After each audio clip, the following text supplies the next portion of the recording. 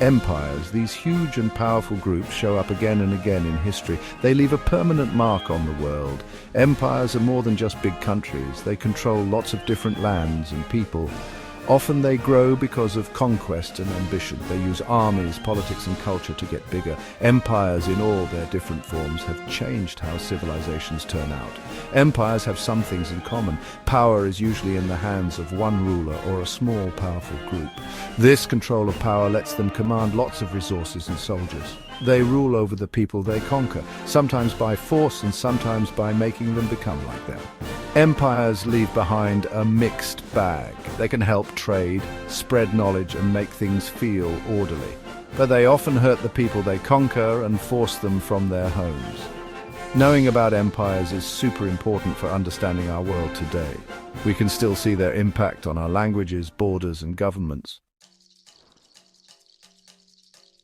Where a place is located is super important for empires. It can help them become powerful or cause them to fall apart. Good geography, like fertile land and rivers, gives empires a strong start.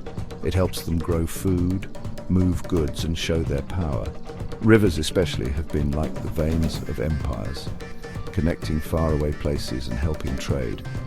The Nile River, for example, was super important for ancient Egypt. The floods every year left rich soil, which was great for farming. This extra food helped the Egyptians build a powerful civilization that lasted a long time. The Tigris and Euphrates rivers in Mesopotamia did the same thing for empires like the Babylonians and the Assyrians. Mountains, deserts and seas can be like natural walls. They can protect empires from invaders. The Himalayas, for instance, protected the Indian subcontinent for a long time.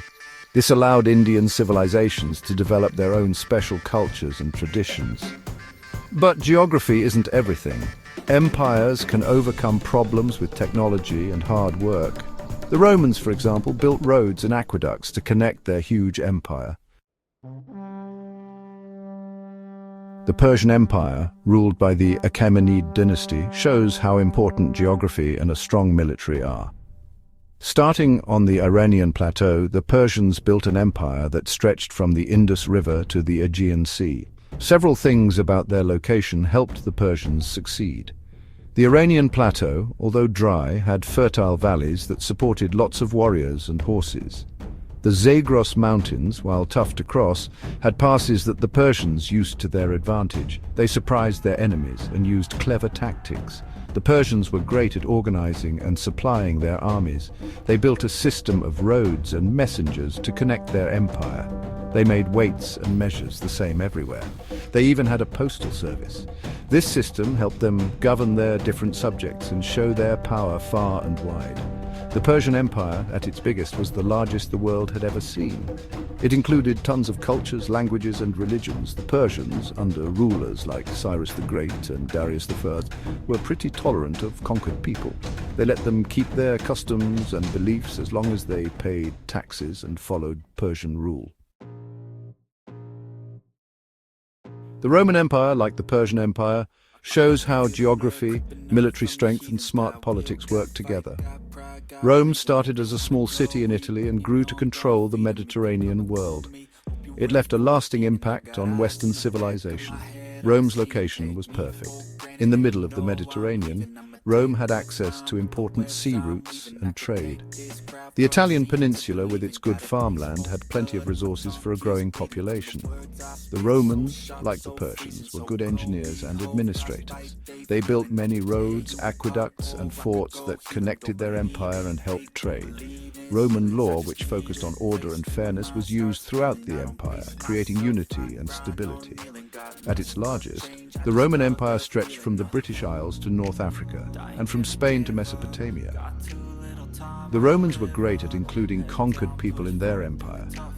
They gave them citizenship, which came with rights and privileges. This helped everyone feel like they belonged to Rome. The Mongol Empire was different from the empires of Persia and Rome. It started on the steppes of Central Asia, a land of grasslands and nomadic horsemen. Led by Genghis Khan, a brilliant military leader, the Mongols created an empire from the Pacific Ocean to Eastern Europe.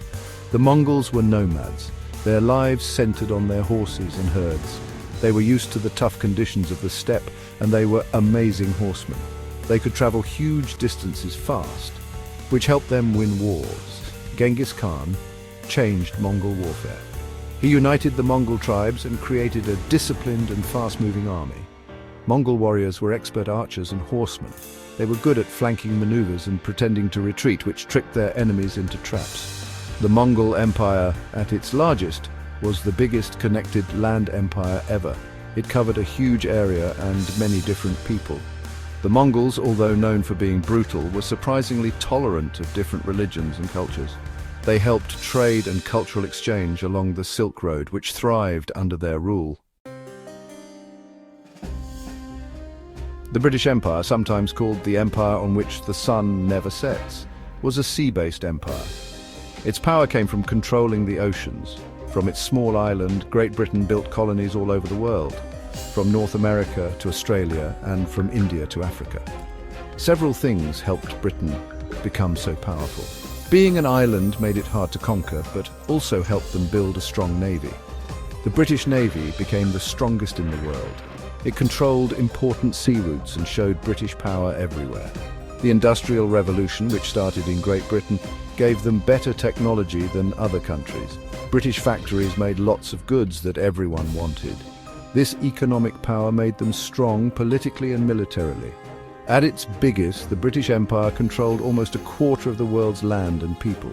The British Empire was built on trade, colonization, and conquest. It changed the world a lot, spreading its language, laws, and systems to its colonies.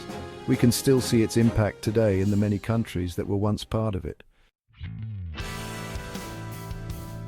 Even though empires often started violently, they can leave behind culture and language. As empires grow, they often spread their language, religion, art, and architecture.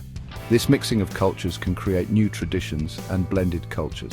The Roman Empire, for example, greatly influenced the languages, laws, and architecture of Europe. Latin, the language of the Roman Empire, became the Romance languages we hear today, like French, Spanish, Portuguese, Italian, and Romanian.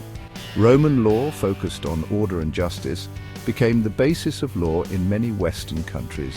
The spread of Islam is another example. The Arab conquests spread Islam from the Arabian Peninsula to North Africa, the Middle East, and parts of Europe and Asia. Islam changed the cultures it touched, influencing art, architecture, literature, and law. Empires can also hurt local cultures and languages. Sometimes, to control conquered people, empires forced their own language and culture on them, causing local traditions to fade away. It's important to remember that the cultural impact of empires is complicated and has both good and bad sides. The rise and fall of empires have changed human history, leaving behind both good things and conflict.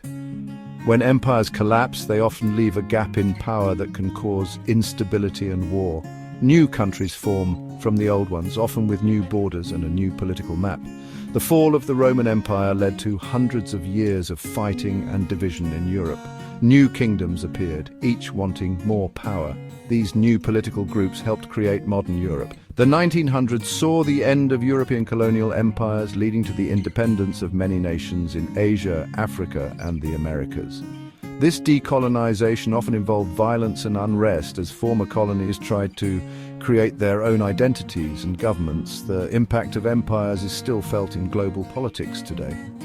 The borders drawn by colonial powers often ignored ethnic and religious differences, causing conflicts that continue in many parts of the world. Understanding the history of empires is important for understanding the complicated problems facing the world today.